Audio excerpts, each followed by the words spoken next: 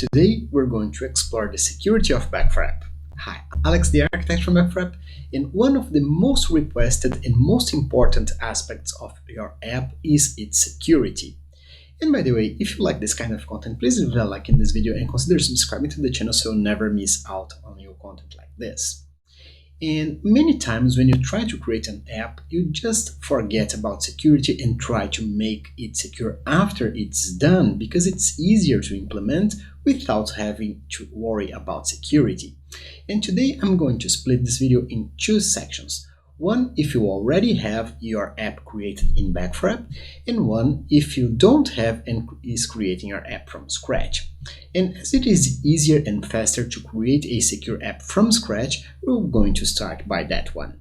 So here I am at my Backfrap dashboard, and the very first step that you should take just after creating your Backfrap account is to enable multi-factor authentication. This will prevent an attacker that could potentially hijack your account and take over all your apps. So to do that, all you have to do is to go in this menu up here and click multi-factor authentication.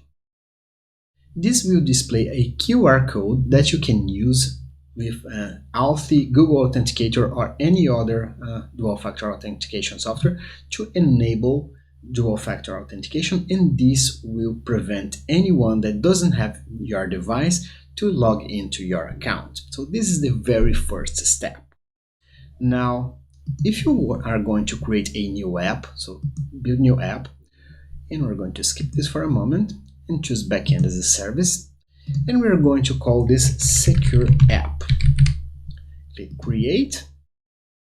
This will take a couple of seconds as we deploy your app through all the application servers.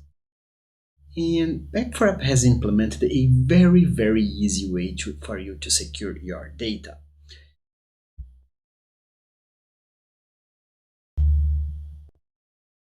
So now that we created our app, we're going to create its classes, and as I just said, it is very easy to secure a brand new app. So all I have to do is to click create a class, and in here it will be automatically selected a protected method, which means you have to be authenticated in order to read the records from that class. So I'm going to call my class secure data, and I'm going to add a few columns such as description. When I click add column, you see that my secure data class just showed up there, and I can start adding new rows over here. So for instance, item 1, item 2. Now observe what happens if I try to access the class level permission level of this class. So if I go to these three little dots over here, security and class level permission, you see that public read for the whole class is totally disabled. So there is no way for me to read, write, or add a new field for this class if I'm not authenticated. And the class level permission resolves before the access control list that you can see over here. So this means that if I not authenticate into this app, I will not be able to see any data stored in this class. And if you do this for all your classes and along with it set up the access control list, which is by default set to public read and write, to be only readable and writable by the user who created this class, this data, you will be able to have a very secure app from the very beginning. So to illustrate that, let's create a few users in here. So add a row. We're going to call this user1 and the password abc123. And also we're going to add user2 and the password abc123. Now I have two new users into my app, and I want to set the secure data to be displayed by one of those users. Right now, let's see how it behaves. So if I get the user ID for any of these users, let's say user 1, and if we go to the API section, console, and the REST section, we're going to make a get into my classes / secure data. And I'm going to impersonate that user1 by putting its object ID over here. And if I just send a query, you notice that I have a permission denied for action find on class secure data because that is a secure class. So I need to be authenticated in order to have access to it. Now let's add a few ACLs in order to resolve this so I can set the users to read this class. The first step is to go to the security class level permission and tell that if I am an authenticated user, I can read and write a record. So save CLP.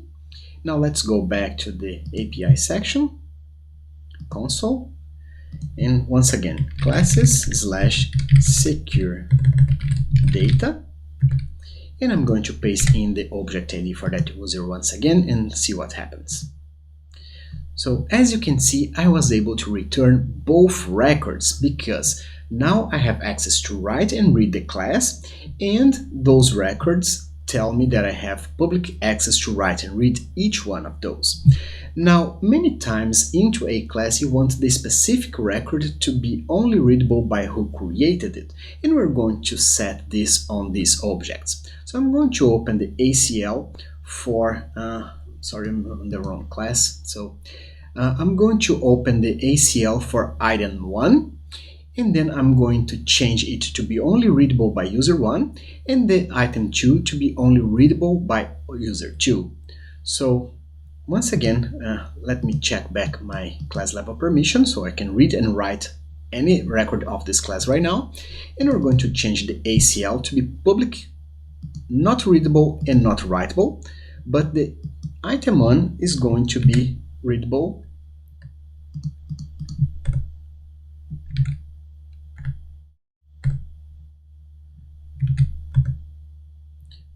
by user 1. So it's going to be readable and writable by user 1. Save ACL and look how the ACL changed. It's now has only the object ID for user 1. So let's do the same for user 2. So let me get the object ID for user 2. And back on my secure data, we're going to change the ACL, remove the read and write properties, add user 2 over here, and add it to read and write. So save ACL.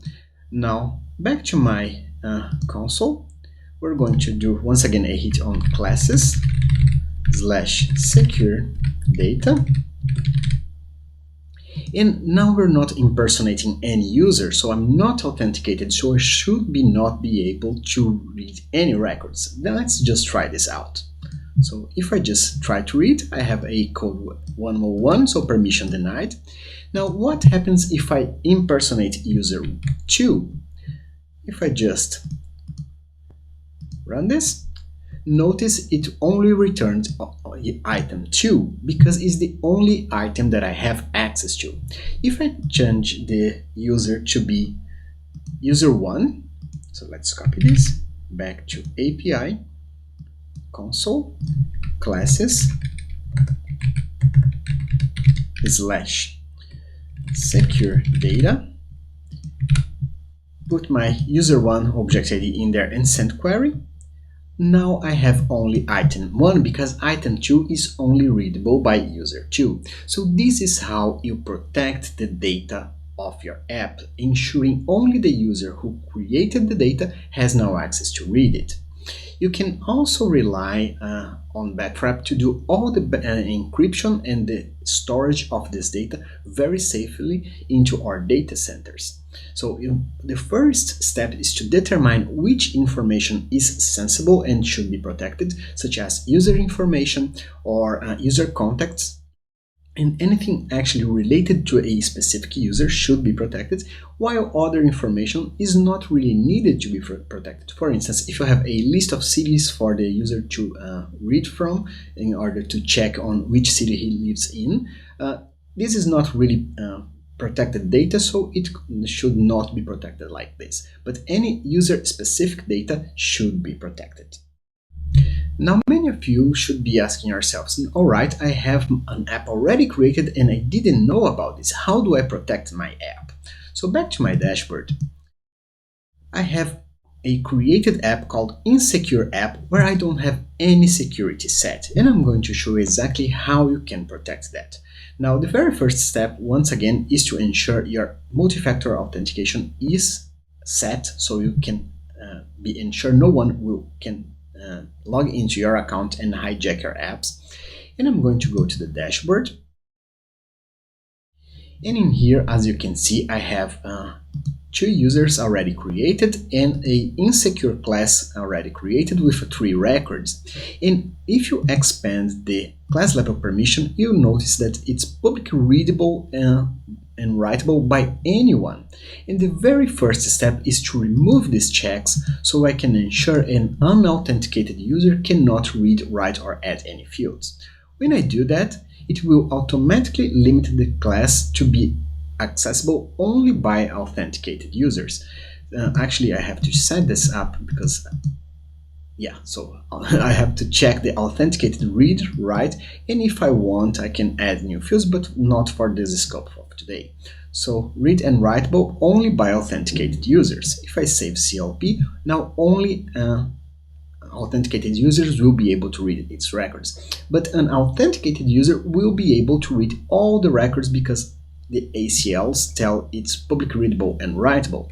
So to illustrate that, let's get the object ID of one of these users, let's say user 1, go to our API console, we're going to do a GET request in classes/insecure data.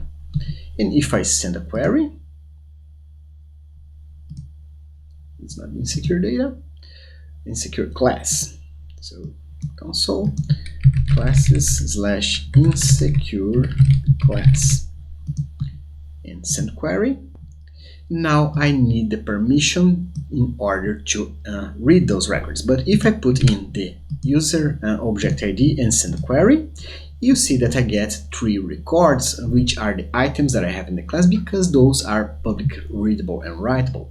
Now I want those objects to be protected as well. So back into the database, I'm going to get the ACL from the object ID from user 1, and I'm going to set it for the insecure one.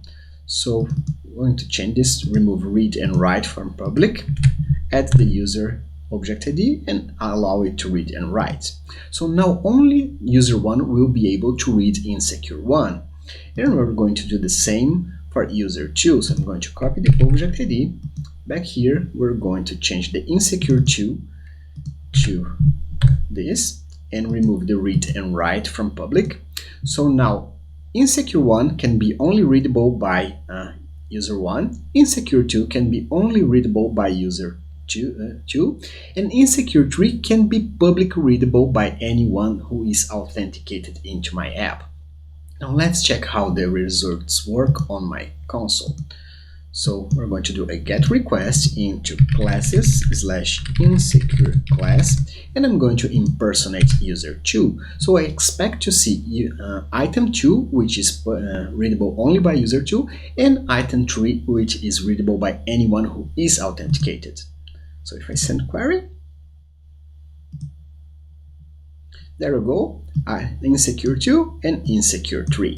Now I've been doing this on the dashboard so it's easy for you to see what I'm doing, but of course you can do this on your code very easily, especially if you have an already running app where you want to set many records to their correct security levels. So all you have to do is to create the ACLs and CLPs by using your favorite programming language, query the objects that you want to set, and set those properties accordingly to the logged in users.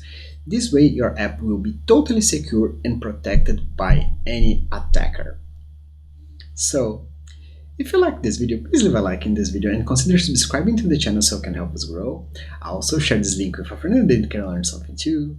If you're already subscribed, thank you for that. And if you have any questions, suggestions, or any implementation you'd like to see, please leave in the comment section down below. We always answer all the questions. I hope this content was useful to you and hope to see you back. See you soon. Bye bye.